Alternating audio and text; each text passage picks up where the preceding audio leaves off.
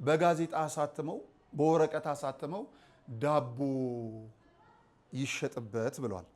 በርግጥም ምግባችን ናት ለኛ፣ በርግጥም መጠጣችን ናት ለኛ፣ እንረካለን።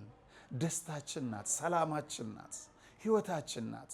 በቤተ ክርስቲያን ላይ እንዳሾፉ እንዳላገጡ አይቀሩም። በዚህ ስዕል ዳቦ ጠቅልላችሁ ሽጡ ብሎ ነው የሸጠላቸው። የሃይማኖት ጎራ ለማስያዝ ሀገርን እንደዚህ አይነት የዘመን መጨረሻ ታሪ ነካሪ ያህል ልቃች ሚዲያ እዚህ አይነት ሰዎች ለታሉ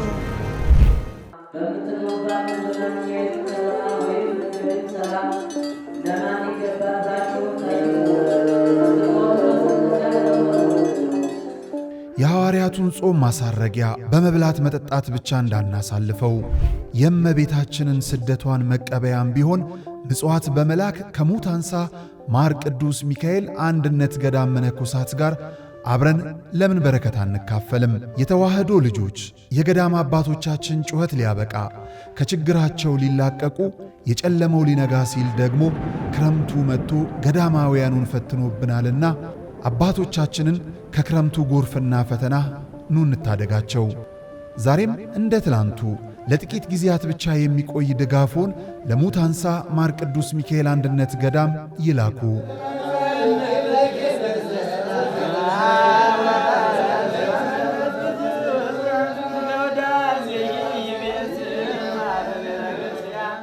እምነት ፍጥነትና ጥራት መገለጫው ከሆነው ቴምር ፕሮፐርቲስ በመሃል ሳር ቤት አደባባይና መገናኛ ጫካ ፕሮጀክት ላይ መኖሪያዎትን እንሆ ይሎታል።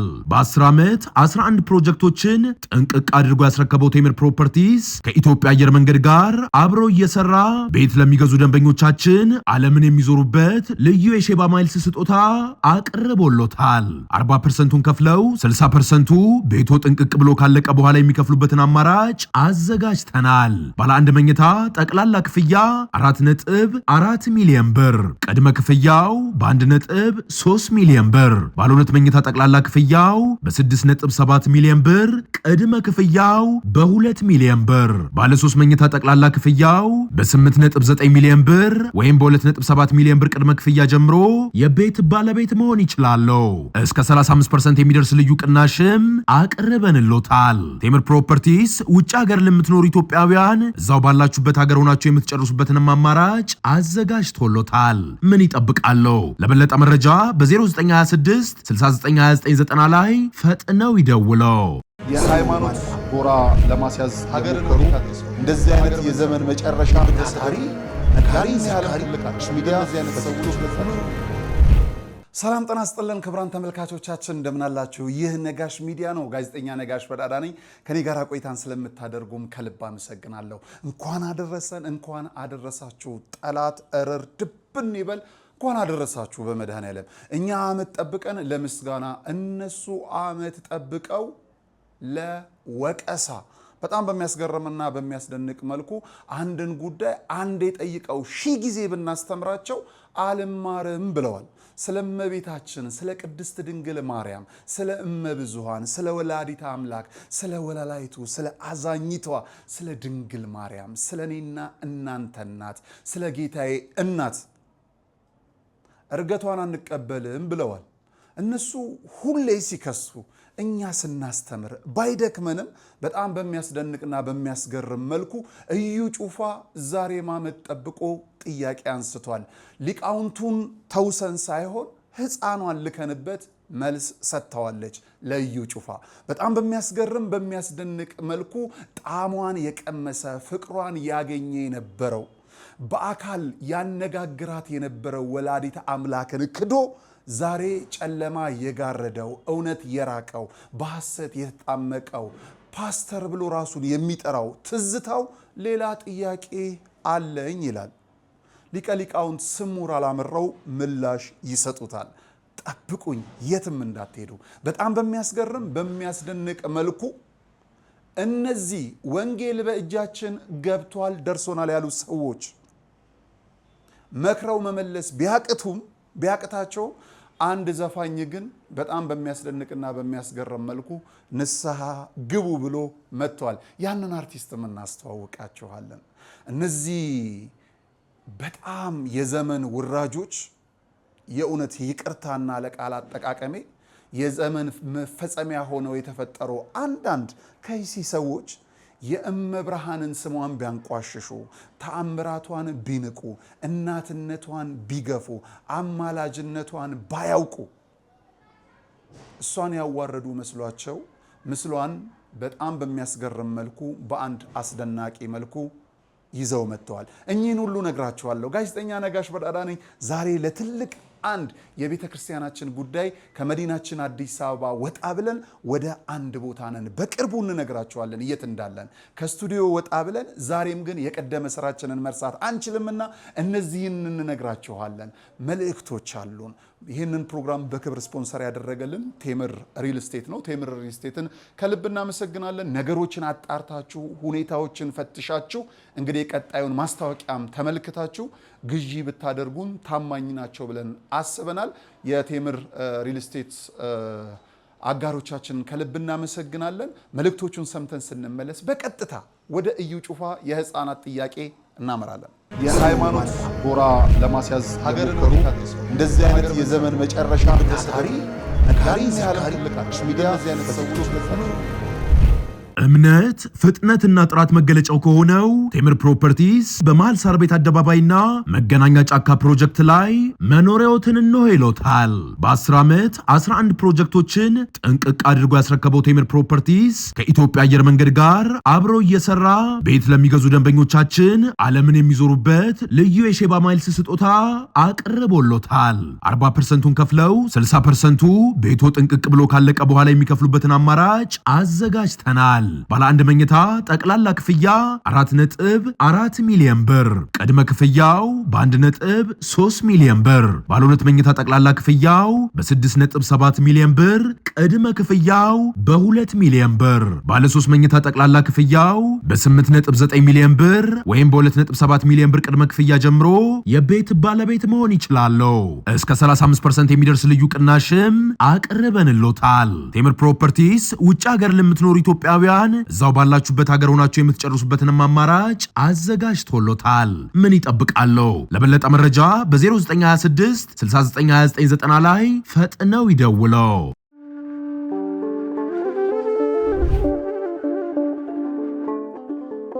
በዘመን ብዛት እርጅና ተጫጭኖት በሰው ማጣት መቅደሱ ለፈረሰው ጣጃ አቦአቡ የገብረ መንፈስ ቅዱስ ማን ነው ቀድሞ የሚደርሰው? ምድሩ ለምለም ሀገሩ የጀግና ጦርነት ፈተነው እንጂ የማያውቅ ልመና።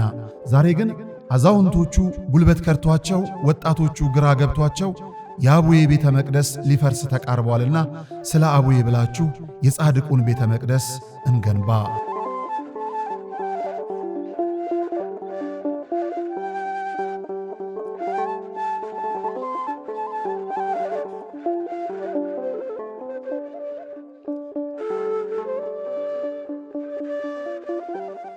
የሃይማኖት ጎራ ለማስያዝ ሀገርን እንደዚህ አይነት የዘመን መጨረሻ ታሪ ነጋሪ ያለ ሚዲያ ያለ ሰዎች ክቡራን ተመልካቾቻችን ከኔ ጋር ስለሆናችሁ ከልብን ማመሰግነው። ዛሬም ከኛ ጋር ነው ማለት ነው። የእመቤታችን የቅድስት ድንግል ማርያም አማላጅነት ከሁላችንም ጋር አይለየን። ባሳለፍነው ሳምንት መጨረሻ ላይ ሱባኤዋን አጠናቀናል። ከደጇ የወደቅነው በረከትን ይዘን ልንነሳ ነው። ቤቷ የከረምነው እንዲሁ እርገቷን ለማየትም ጭምር ነው። ቶማስ ያየውን እኛም እንድናየው ጭምር ደግሞም አይተናታል። በቤታችን ተገልጣለች።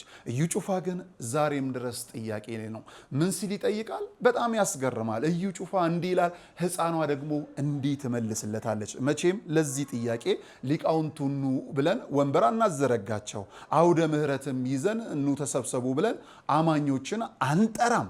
በያሉበት ድረስ ይህን እውነት ግን እናሰማቸዋለን። የእዩ ጩፋን ተከትሎ ሕፃኗ የምትመልሰው ምላሽ እንዲህ ተመልከቱ። እኛ ከሞት አልተነሳችም እንላለን። ይሄ ማዋረድ ነው።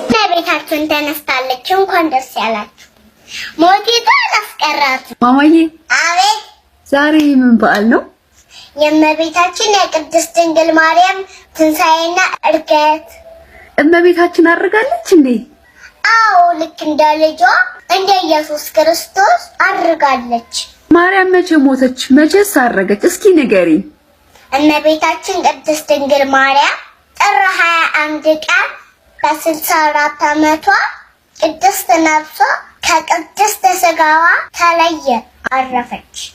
በዚህም ጊዜ ሐዋርያት የማርያምን ሥጋ ለመቅበር በሚወስደው ሰዓት አይሁዶች አያቸው፣ እንዲህም አሉ፣ እነዚህ ሐዋርያት ኢየሱስ ተነስቷል ብለው እኛን አሳፍረውናል።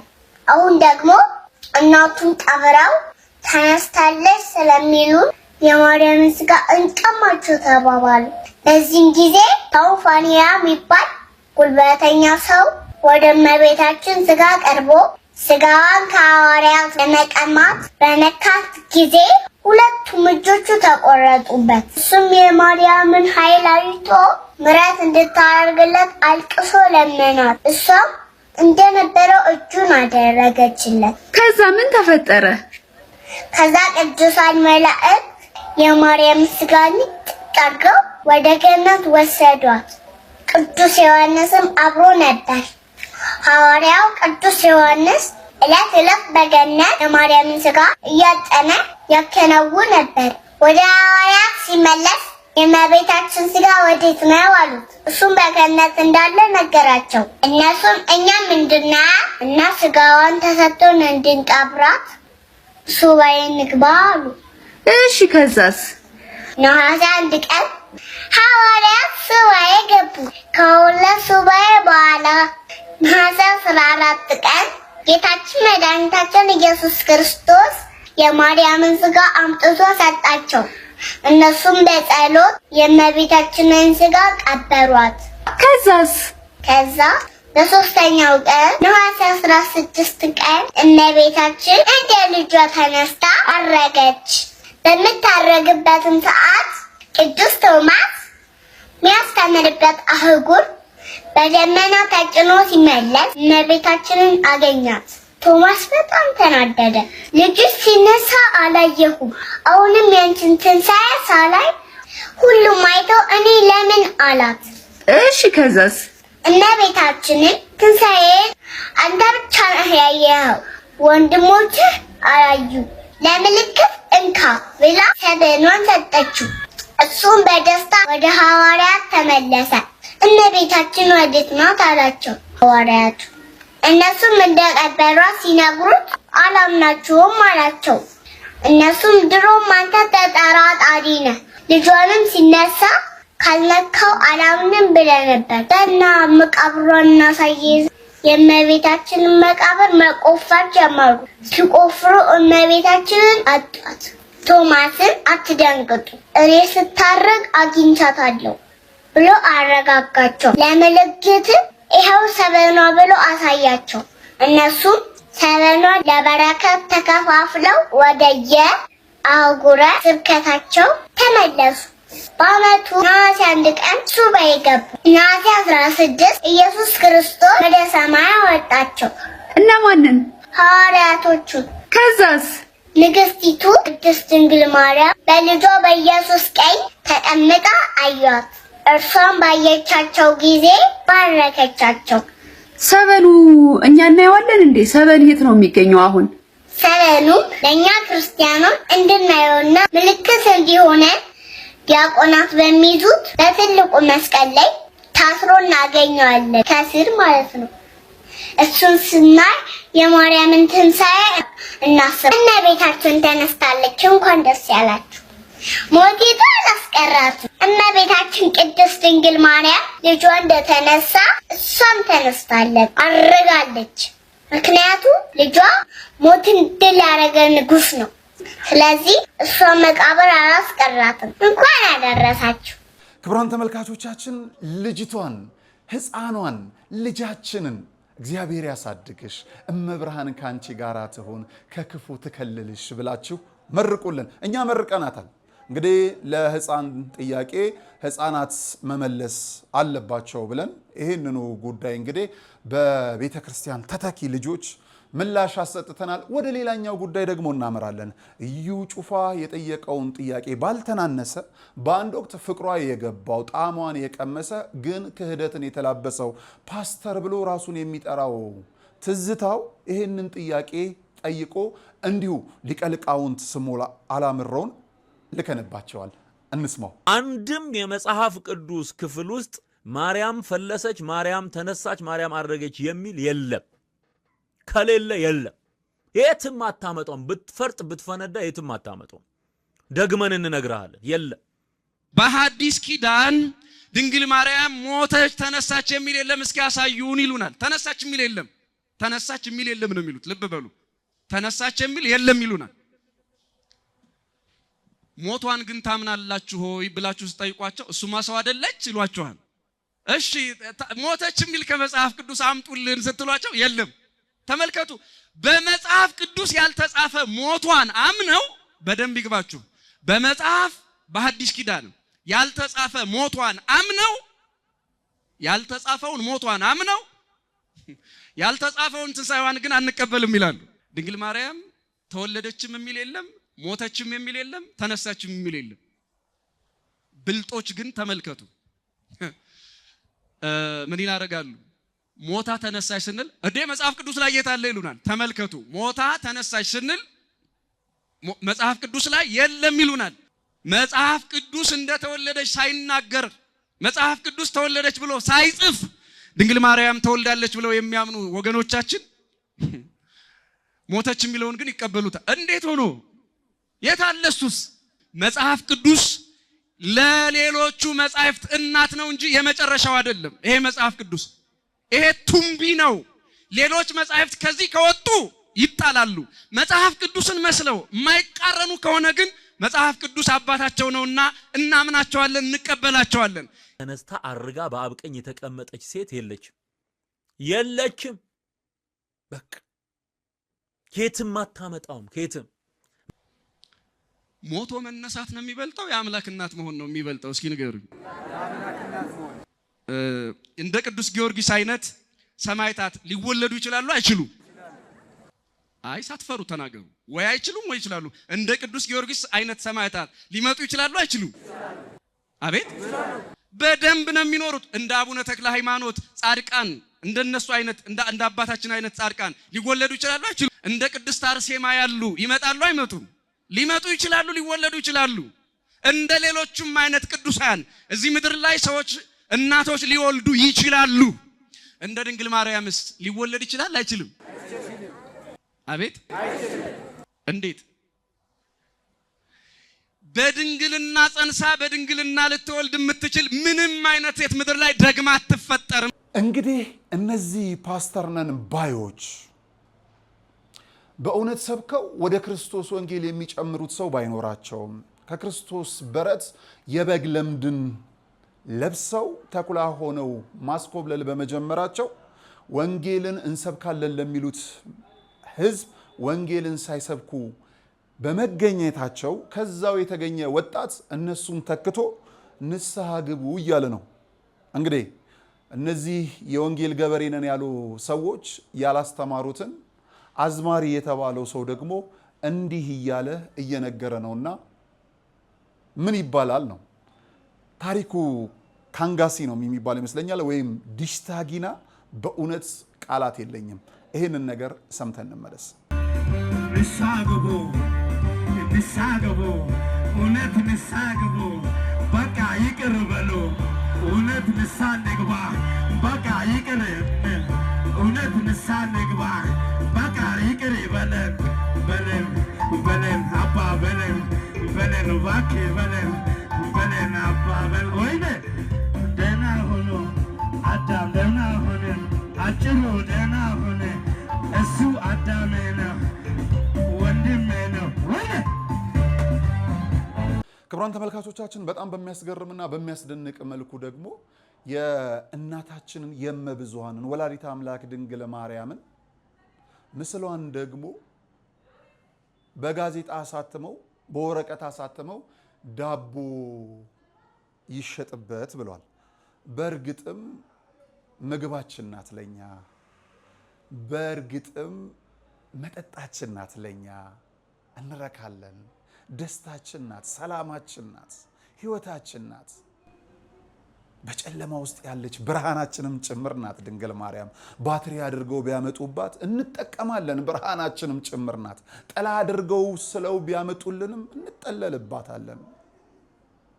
በወረቀት ምስሏን አሳትመው ዳቦ ጠቅልሉበት ብለውናል። አላወቁም፣ ምግባችንም ጭምር ነች። ግን ቢሆንም ጥንቃቄ ያስፈልጋል። ጫማ አድርገው መጥተው እንድንረግጣት ይፈልጋሉ። አላወቁም ምን ያህል እንደምንወዳት፣ አላወቁም ምን ያህል ቁርኝት እንዳለን፣ አላወቁም ምን ያህል የእናትና የልጅ ግንኙነት እንዳለን አላወቁም። ግን ቢሆንም መጠንቀቅ አይከፋምና አባታችን በአውደ ምሕረት ይሄንን ይነግሩናል። ስሙ። በቤተ ክርስቲያን ላይ እንዳሾፉ እንዳላገጡ አይቀሩም። በዚህ ስዕል ዳቦ ጠቅልላችሁ ሽጡ ብሎ ነው የሸጠላቸው። እናት አላቸው። የእናቱን ስቃይ ያውቃል። ይሄ ሸቀጣ ሸቀጥ የሚያዘዋውሩ ሱቅ ያላችሁ ሰዎች እኛም ሀገረ ስብከቱም ቅድም እንከታተላለን ብለውናል። ቅድም እናንተም በያላችሁበት እንድትከታተሉ ነው። የድንግል ማርያምን ፍቅር በልቦናችሁ ለዘላለም አትሞ ያኖርላችሁ። አመስግኑ፣ አይዟችሁ፣ ከፍ አድርጋችሁ አመስግኑ። ይስሙ። መድኃኔዓለም አሁን ይምጣ፣ ፍርዱን ይስጠን። ስለዚህ በእመቤታችን ስም ፎቶዋን አረከሱ፣ ራሱ ይረክሳል እንጂ እመቤታችንማ አንዴ ከብራለች። ክብር ለመድኃኔዓለም ይሁን። እናት አላቸው። ግን እነዚህ እናቱ ከደም ተጨማልቃ እንዳሳደገችው ያውቃል። አባቱ አገር ለአገር ዝሮ እንዳሳደገው ያውቃል። ይሄ ሰይጣን ያደረበት የህሊና መውረድ ነው። ስለዚህ እግዚአብሔር ልቦና ይስጣቸው። እየተቀለሉ በነበረበት ሰዓት አንድ ወጣት ሱቅ ገብቶ በዚህ ስዕል ዳቦ ጠቅልላችሁ ሽጡ ብሎ ነው የሸጠላቸው። ይሄን ቢስልም ከልባችን ግን የድንግል ማርያምን ፍቅር ማውጣት ይችላል ዲያብሎስ? ይችላል ወይ? አይችልም በሉና ንገሩት፣ ከፍ አድርጋችሁ አትችልም በሉት። ክብሯን የተዋህዶ ልጆች በጣም ነው የምናመሰግነው። እንግዲህ ጠላቶቻችን በገፉ ቁጥር እኛ ወዳጅነታችን ይጠብቃል። ጠላቶቻችን እረፍት ባጡ ቁጥር እኛ ሰላም እናገኛለን። ከድንግል ማርያም ጋር ነውና እረፍትን አገኙ። ምክንያቱም ድንግል ማርያምን ብቻዋን አናውቃትም፣ ከነ ልጇ ጭምር ስለሆነ ማለት ነው። ነይ ብለን ምስሏን ብናስቀምጥ ልጇን ታቅፋ፣ የጭንቅ አማላጇ ብንላት ልጇን ይዛ፣ እመብርሃን የጌታዬ እናት የምንለው ከልጇ ነጥለን አይደለም። የገባችሁ አንጠይቃችሁም፣ ያልገባችሁ ፍቅሯ ይደርባችሁ። ሌላ የምንለው ነገር የለም። ሲከፋን እንደምንጠራት ሁሉ ስንደሰትም እንዘምራለን፣ ሲጨንቅም እንደሰታለን፣ ሲጠበንም እንደሰታለን። ምክንያቱም መጠለያ መሸሸጊያ ስሟን ይዘናልና ማለት። ስሟን ጠርተን ደግሞ የማናልፈው ጨለማ የማንወጣው ዳገትም የለም፣ የማይታለፍ ችግር የማንጓዘው የብቸኝነት መንገድ የለም። ሁሉም እንደ ትላንት ከኋላ ይሆናል። ድንግል ማርያምን ይዘን ደግሞም ሆኖልናል። ይህችን ብላቴና በዝማሬ እመብርሃንን ድንግል ማርያምን የጌታዬ እናትን እንዴት አመሰግናለች። እስቲ አብረናት እናመስግን በማርያም ያለብን ሁሉ ለማላማት መሬት ሲማስተዳር ለደካማው ሰው ዲያቆነሽ ያዘንጥንቅነት የሚረሳብሽ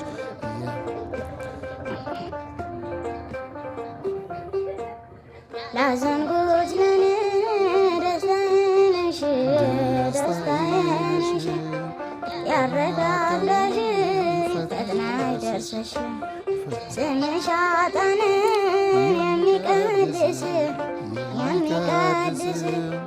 ከሞት ወደ ሕይወት የሚመልስ። እንግዲህ እንዲህ እያለን ከሚጠቡ ሕፃናት ጀምሮ ወደ ሞት አፋፍ እስከሚጓዙ አዛውንት ድረስ እመብርሃንን ስሟን እንጠራታለን። አይ እመብርሃን ሁሉን ስላደረገችልን እግዚአብሔር የተመሰገነ ይሁን። እስቲ ማርያም ማርያም ማርያም ማርያም ብላችሁ ከስር በኮሜንት አጥለቅልቁት፣ ለዓለም ይዳረስ። በድጋሜ ማርያም ሞታለች፣ አዎ አርጋለች። እንኳን አደረሳችሁ፣ እንኳን አደረሰን። አዲስ ዓመት፣ አዲስ ተስፋ፣ አዲስ ቀን፣ አዲስ ህይወትን ሀብለን ከጀመርን በኋላ ወደ ዘመን ማገባደጃው 2019 መጨረሻው ላይ ደግሞ ዛሬም ድጋሜ እንወድቃለን ከደጅዋ። ምክንያቱም በረከትን ለማፈስ ለሚቀጥለው ሱባኤ ያድርሳችሁ ያድርሰን። እኛ መሞቷን ብቻ ሳይሆን ማረጓንም ጭምር እናበስራለን። እነሱ ሞቷ ላይ ቆመዋል። ሰላም እግዚአብሔር ከሁላችን ጋር ይሁን። ያለንበትን ቦታ ለምን ከአዲስ አበባ እንደወጣን በቅርቡ እንነግራቸዋለን። የዛሬው መርሃ ግብራችን ግን በዚህ ተጠናቀዋል። ሰላም እግዚአብሔር ከሁላችን ጋር ይሁን። የሃይማኖት ጎራ ለማስያዝ ሀገርን እንደዚህ አይነት የዘመን መጨረሻ ታሪ ነጋሪ ሲያልቅ ሚዲያ እዚህ አይነት ሰዎች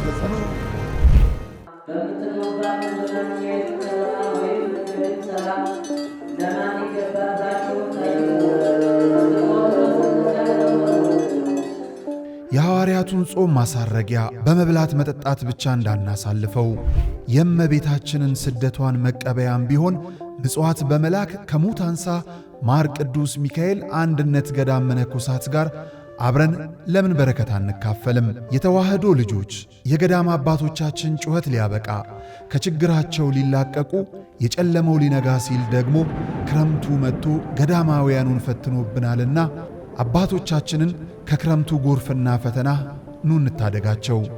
ዛሬም እንደ ትላንቱ ለጥቂት ጊዜያት ብቻ የሚቆይ ድጋፎን ለሙት አንሳ ማር ቅዱስ ሚካኤል አንድነት ገዳም ይላኩ።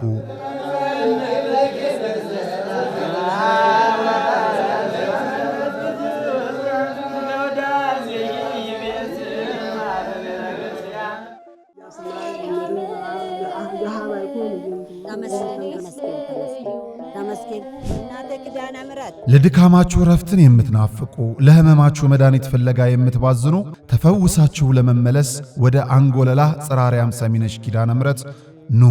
በፈዋሽ ጸበሏ ተጠምቀን በእምነት በረከቷ ተሞልተን ደግሞ እንደ መላእክቱ በዝማሬ በምስጋና ደጇን ተሳልመን እንመለሳለን። ስለ ጉዞ በፍጹም እንዳታስቡ።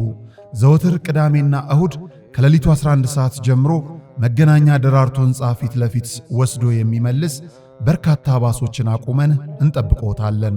ለበለጠ መረጃ ከታች ባሉት የገዳሙ የጉዞ ስልክ ቁጥሮች ይደውሉ። መባ ስጦታችሁን ለመላክ ደግሞ የገዳሙን የባንክ አካውንቶች ይጠቀሙ።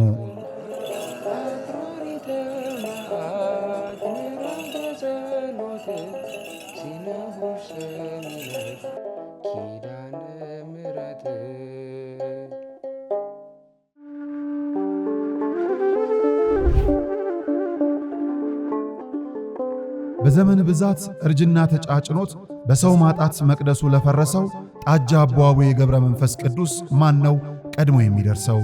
ምድሩ ለምለም ሀገሩ የጀግና ጦርነት ፈተነው እንጂ የማያውቅ ልመና። ዛሬ ግን አዛውንቶቹ ጉልበት ከርቷቸው፣ ወጣቶቹ ግራ ገብቷቸው የአቡዬ ቤተ መቅደስ ሊፈርስ ተቃርቧልና ስለ አቡዬ ብላችሁ የጻድቁን ቤተ መቅደስ እንገንባ።